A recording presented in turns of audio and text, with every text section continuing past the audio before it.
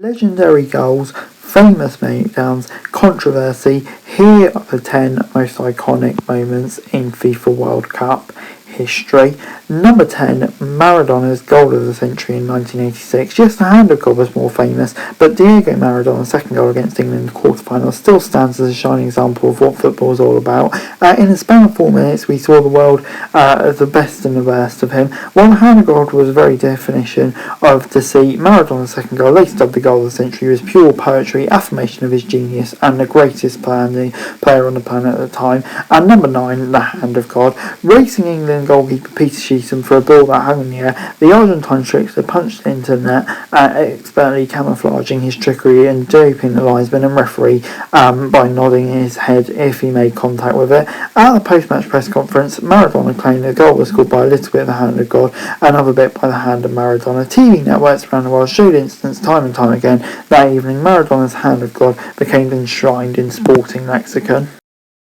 Number 8, Geoff HURST in 1966. No goal in history of sport sparks as much debate and controversy as his winner against West Germany in the final. In extra time, HURST pelted a furious right-footed shot that blazed past goalkeeper and hit the underside of the crossbar and bounced down on the goal line. Did the ball cross the line? Subsequent replays shows it did not, but when asked by a Swiss referee for a ruling, the linesman without hesitation pointed his flag towards the centre circle in the field, signalling a goal. The Germans were livid and England went on to win the World Cup. Number 7, Pele and Alberto bury Italy. A memorable strike that capped off an emphatic 4-1 win for Brazil over Italy in the final. Pele started to move down the left side before drifting towards the middle. He found some open space, sensing Alberto was coming down the right side, and played a perfect square pass 25 yards from the goal that Alberto lashed in without breaking stride and hammered the ball past the keeper. The goal was symbolic of the attacking genius that Brazil had. Moving on then to number 6, Uruguay silenced the Maracanã, buoyed by the crowd of 174,000. Wow.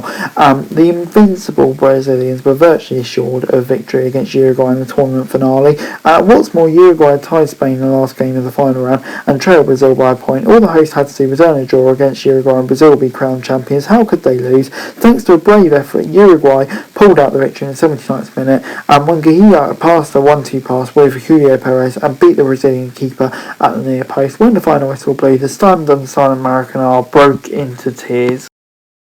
Number 5, Zidane's headbutt. With 10 minutes remaining in extra time, Zidane turned to face Materazzi, who said something to him and headbutted the Italian defender in the chest, knocking him to the ground and earning a red card. His act of fluency cost France its best score in the shootout, and Italy claimed its 4th World Cup. A media frenzy ensued. News about agencies about the guy tried to find out about what he said to Zidane, and after retiring, Zizou left the game in disgrace.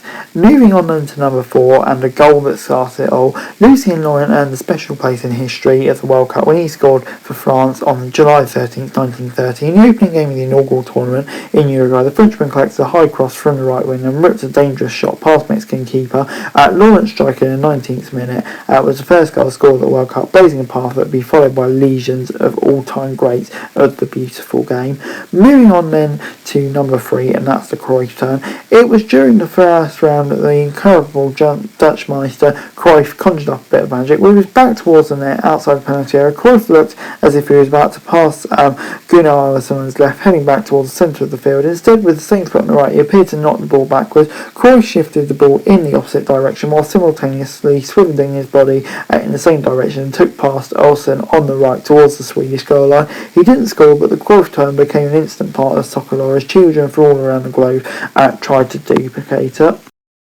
Number 2, Gaetjen's header against England. 30 years before a bunch of American college hockey players stunned the powerful Soviets at Lake Placid, the US soccer team pulled off its greatest upset in World Cup history when it defeated England. Late in the first half, Borough launched a long-range shot in the English net. Gaetjen drove headlong and made enough contact with the ball to send it past the reach of the keeper and into the back of the net. The US went on to beat England 1-0 in a miracle on grass. Moving on then to number 1, and that's Tardelli's celebration in 1982. His goal ended up being the winner against West Germany in the final, but it was his legendary celebration that everyone remembers. After scoring to give Italy his 2-0 lead, the midfielder slowly jogs away from the net, when in the reality of what he did sinks in.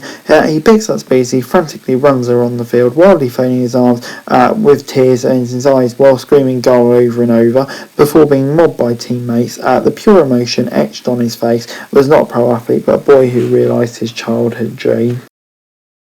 Anyway guys, that's it for today. Thanks very much for watching. Remember to like, share, subscribe, learn thoughts, comments, and follow this show for daily football news and subscribe to my channel. It's greatly appreciated. Thanks very much for watching. Peace out.